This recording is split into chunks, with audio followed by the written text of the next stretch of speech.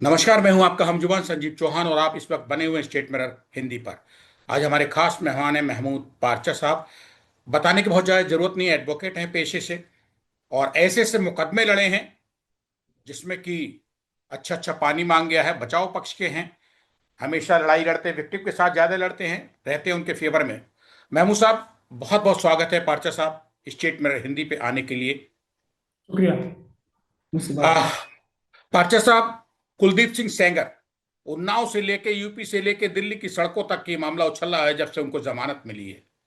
क्या कारण रहे होंगे जो इतने हाई प्रोफाइल केस में विक्टिम ने अपना पिता खोया, अपना वकील खोया, एक वकील इंजर्ड है और इस कदर के खतरनाक हीनियस क्राइम के मामले में जमानत मिल गई। कोई ना कोई तो बचाव पक्ष ने ऐसे तर्क रखे होंगे जहां पीड़िता कमजोर पड़ गई और एक्यूज को न्याय मिल गया कानूनी तौर पे, क्योंकि डबल बेंच ने दिया है हाई कोर्ट की। आप क्या सोचते हैं पीड़िता की तरफ से उनके पैरोकार होने की नजर से? पहले तो शुक्रिया आपने मुझसे बात की इस टॉपिक पे। दूसरा, इससे पहले कि मैं आपके इन सवालों का जवाब दूं, मैं ये कहना चाहता हूं कि एक एप्स्टीन नाम के शख्स के बारे में दुनिया बहुत ज्यादा बात कर रही है आज। एक एप्स्टीन गैंग भारत में भी है और वो उस एप्स्टीन गैंग से ज्यादा गंदे और घिनौने कार्यों में लिप्त है और वो भी इंटरनेशनली एक्टिव है। जिस दिन इसकी परतें खुलेंगी, बहुत सारे ऐसे सवाल जिनका जवाब समझ में नहीं आ रहा है वो लोगों की समझ में आ जाएगा। लेकिन आज शायद नहीं। आज जो तथ्य हमारे सामने हैं उन पर बात करते हैं। आपका पहला सवाल था कि डिवीजन बेंच ने दिल्ली हाई कोर्ट की, वो भी जो कि एक महत्वपूर्ण या सबसे महत्वपूर्ण हाई कोर्ट्स में से एक है, उसने फैसला दिया है। तो जरूर डिफेंस ने कुछ बहुत जबरदस्त तर्क रखे होंगे, जब ऐसे केस में भी उसका सेंटेंस सस्पेंड कर दिया गया। मेरा पहला बिंदु है इस सवाल के जवाब में, अगर मैं इस जजमेंट पे किताब लिखना चाहूं तो मैं बहुत मोटी किताब लिख सकता हूं इस जजमेंट की क्रिटिसिज्म करने के लिए, और ये अपना केस बिल्डअप आराम से कर सकता हूं कि ये जजमेंट में जो भी तर्क दिए गए हैं उसके अगर कोई स्टैंडर्ड वो बन सकता है, मॉडल कोड बन सकता है, तो ये जजमेंट उसमें पूरी तरीके से 100% सटीक बैठेगी बच्चों को पढ़ाने के लिए। कि अगर जुडिशियल एकेडमी में भी ट्रेनिंग देनी है तो ये जजमेंट के ऊपर मैं इतना क्रिटिक किताब में लिख सकता हूं कि वो बच्चों को पढ़ाया जाए, जजेस को पढ़ाया जाए कि ये वो चीजें हैं जो जजमेंट लिखते हुए कभी कदापि नहीं करनी, ये तर्क कदापि नहीं देंगे। अब मैं ऐसा, आपने दूसरा सवाल पूछा कि डिफेंस ने ऐसा क्या जबरदस्त मुद्दा इसमें उठाया। इसमें कोई शक नहीं है कि हमसे कई गुना ज्यादा नंबर में भी, और जो समाज में रुतबा होता है, आजकल के समाज में जो रुतबा होता है उससे हमसे कहीं ज्यादा ताकतवर टीम, उनकी कई गुना ज्यादा ताकतवर टीम थी डिफेंस की। लेकिन उनको एक एडवांटेज थी बहुत ज्यादा जो हमें नहीं थी। सीबीआई जो थी वो डिफेंस के साथ मिली हुई थी, यानी कि जो पक्ष पहला फ्रंट एंड पे था, जो हमारी तरफ से जो भी युद्ध लड़ा जाना था या जद्दोजहद की जानी थी, उसमें जो हमारा सबसे पहला जनरल जो था वो दुश्मन के साथ मिला हुआ। और डिफेंस ने जो बात की, कुलदीप सिंह सेंगर साहब की लीगल टीम ने जो बात की, उसमें 100% बहस यही थी कि सीबीआई ने ये काम नहीं किया, सीबीआई ने ये नहीं किया, सीबीआई ने ये गलती की, सीबीआई ने ये गलती की, सीबीआई ने ये गलती की। ये लब्बो-लुआब है सारी बहस का। और हमने बहस ये की कि ये बात 100% सही है कि सीबीआई सेंगर साहब से मिली हुई थी। और ये बात, क्योंकि ये पीड़िता का वकील कह रहा है, मैं कह रहा हूं, यानी तो इसलिए नहीं मानी जाए ये बात। ट्रायल कोर्ट के जज साहब ने कही, इसलिए मानी जाए। मगर ये सब बातें बताने के बाद भी माननीय उच्चतम न्यायालय की डिवीजन बेंच में ने ये फैसला दिया।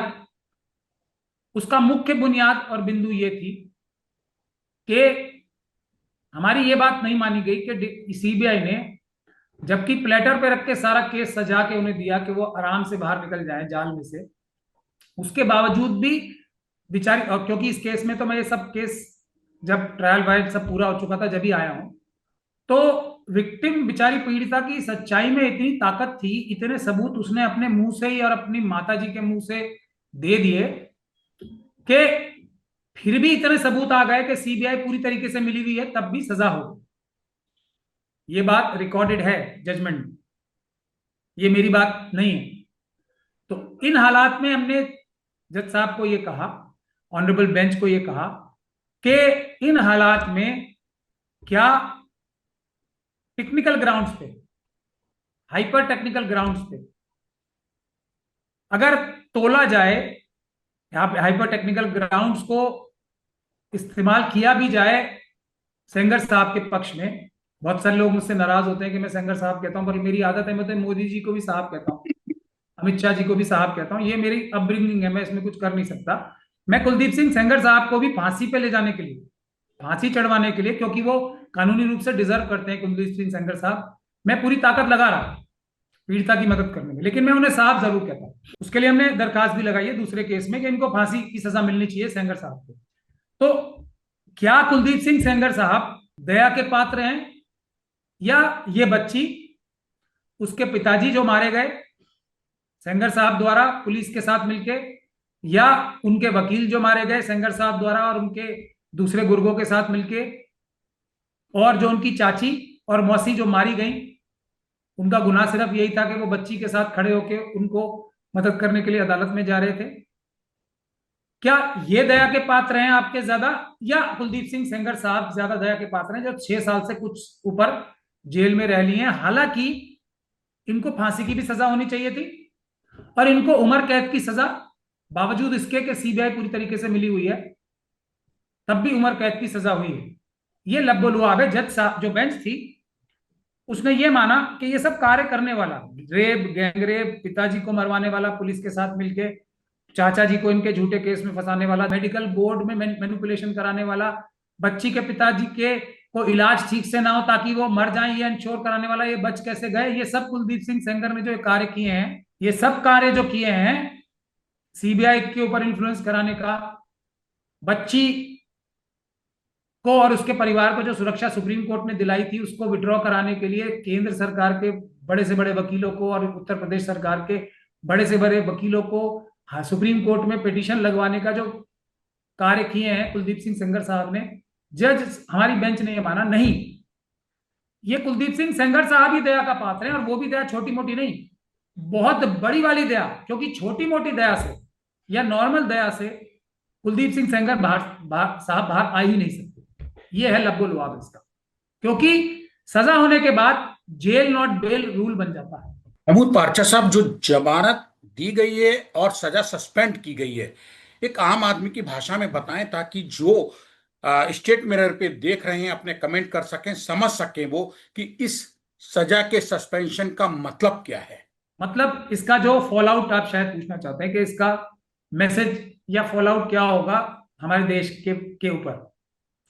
हमारे देश के ऊपर इसका फॉल आउट ये होगा, हर एक बच्ची जिसके साथ ऐसा होगा उसको एक clear cut message division bench ने दिल्ली हाईकोर्ट की दिया है कि पुलिस स्टेशन में जाके कंप्लेंट मत कर देना। अगर आपके साथ बलात्कार हुआ है तो पुलिस स्टेशन में जाके अगर आप कंप्लेंट कर दोगे या कानूनी कार्रवाई की तरफ एक स्टेप छोटा सा भी उठाने की चेष्टा कर लोगे, कोशिश भी कर लोगे पुलिस स्टेशन जाने की, और वो व्यक्ति कोई रसूख वाला व्यक्ति है, तो आपके साथ गैंगरेप होगा 3 दिन बाद, आपके पिताजी की हत्या की जाएगी, उनको झूठे केस में फंसाया जाएगा, आपके चाचा जी को झूठे केस में फंसाया जाएगा, आपकी जो वकील है उनको मारा जाएगा, आपको ऑलमोस्ट मार ही दिया जाएगा ट्रक चढ़ा के, आपके मौसी चाची को मारा जाएगा, आपके पति की हत्या करने की कोशिश की जाएगी, आपकी हत्या करने की कोशिश करती जाएगी। इसलिए कोशिश भी मत कर लेना, चुपचाप घर में पड़े रहो, घुटते रहो, या आत्महत्या कर लो। ये इसका फॉल आउट है। एडवोकेट और एडवोकेट उससे भी मेरा सवाल सर ये है कि अब कुलदीप सिंह सेंगर को जो सजा सस्पेंड हुई है, उसके बाद ये कैसे आजाद रहेंगे, कब तक आजाद रहेंगे? इनके ऊपर एक हत्या कराने का मामला भी चल रहा है, क्या जेल से बाहर आ जाएंगे? और जो इनकी सजा सस्पेंड हुई है रेप के मामले में, वो क्या है? मैं ये थोड़ा सा आम भाषा में आम आदमी के लिए बताना चाह रहा आम आदमी की भाषा में यह है, देखिए, ये दो जजों की बेंच ने फैसला किया है। जो सीबीआई ने मिलके जो दूसरा केस पिताजी की हत्या वाला था, उसको हत्या नहीं साबित होने दिया, उसको culpable homicide not amounting to murder में 10 साल की सजा सीबीआई ने पूरी ताकत लगा के दिलवाई है। उस वक्त मैं वकील नहीं था।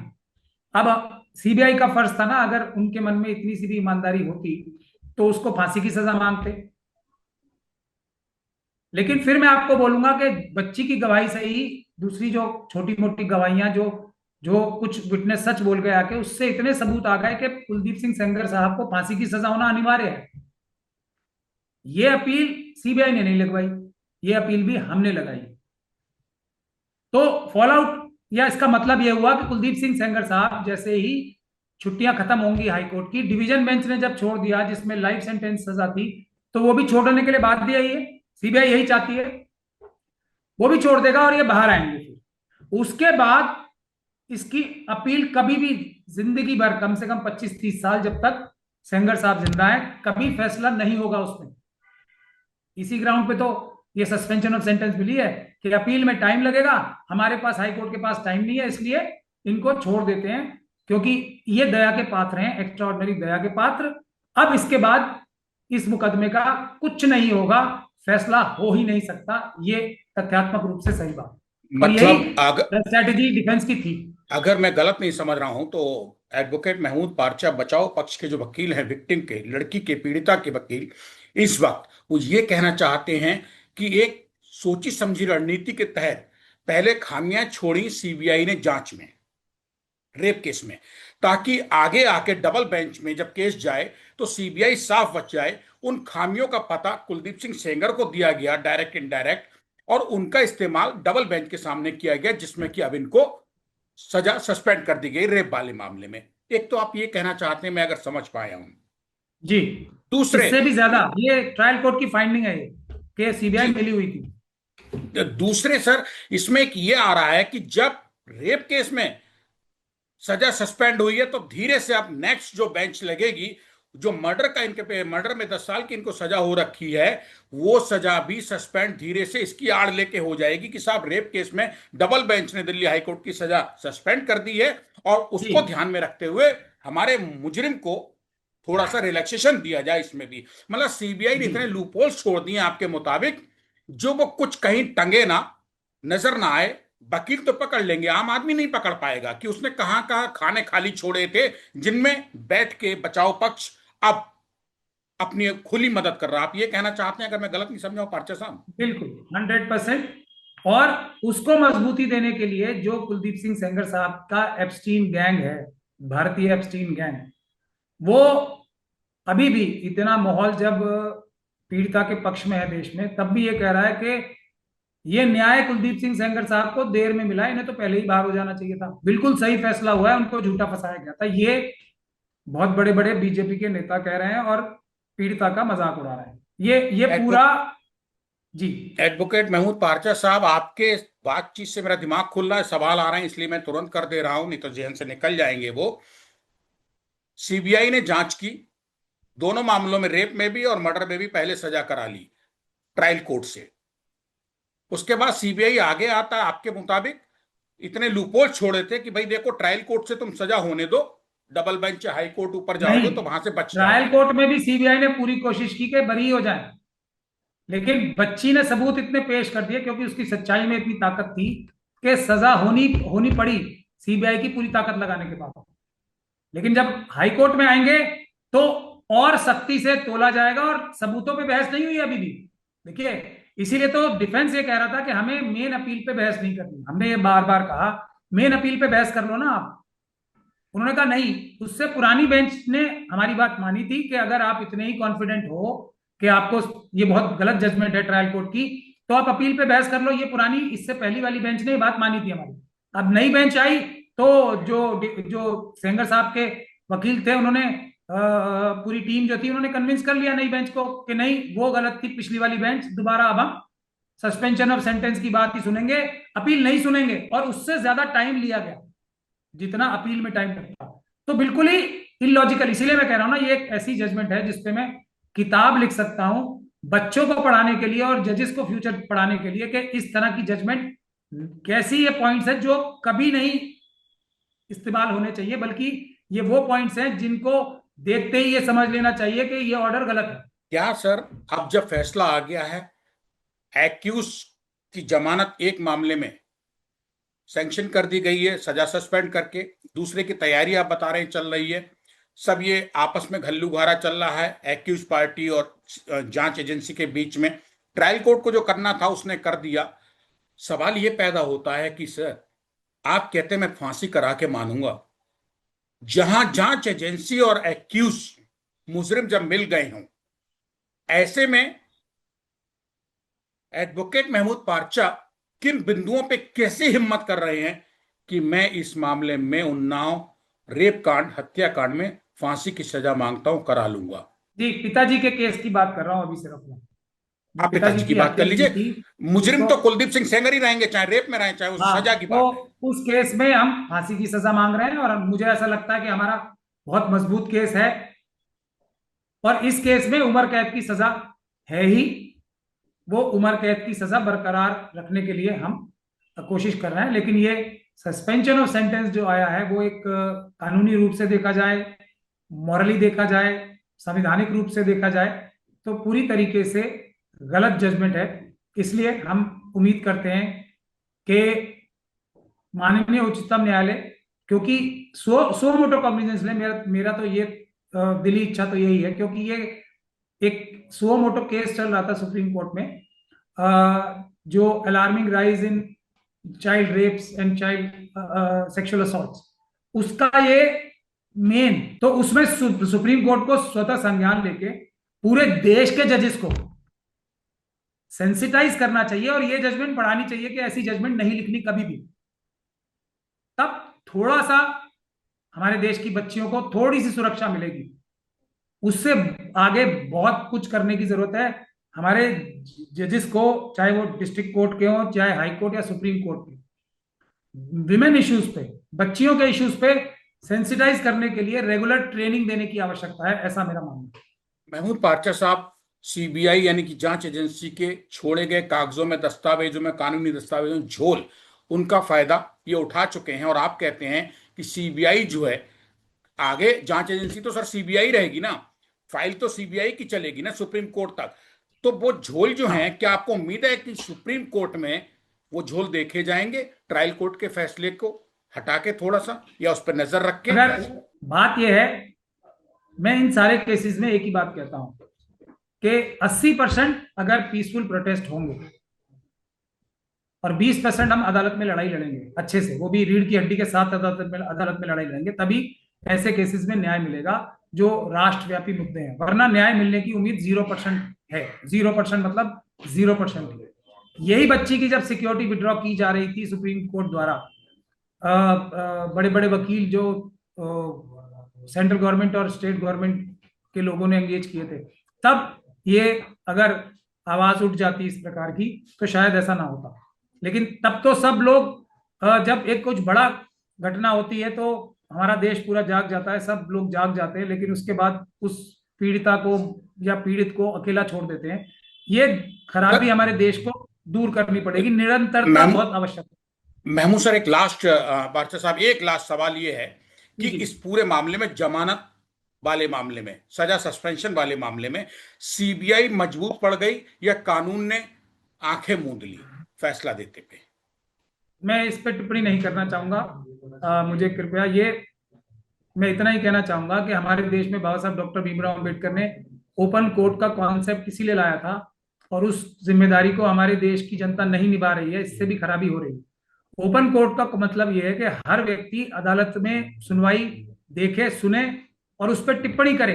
अगर वो जजमेंट अच्छी है तो उसको अच्छा बताए, खराब है तो उसको खराब बताए, ताकि जजेस को भी ये रहे कि अगर जज लोया जैसा प्रेशर भी हो किसी जज के ऊपर, तब भी वो जनता के भरोसे, जनता मेरे साथ खड़ी होगी, अपनी रीढ़ की हड्डी का इस्तेमाल करे, अपनी कॉन्शियस का, अपने मन का इस्तेमाल करे, दबाव का या लालच का इस्तेमाल ना कर पाए। मैं इससे ज्यादा कुछ कहना नहीं चाहता।